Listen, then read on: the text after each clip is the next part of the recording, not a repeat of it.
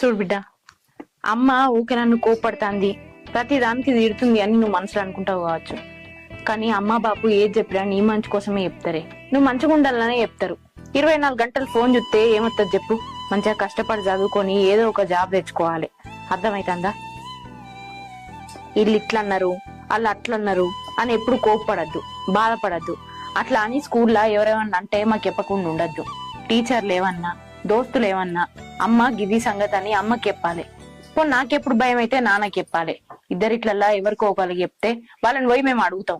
అర్థమైందా? రోజులు మంచిగా లేవు. పటు బల్లే ఆటలు ఆడుకుంటా బట్టలన్నీ ఆగం ఆగం చేసుకుంటారు.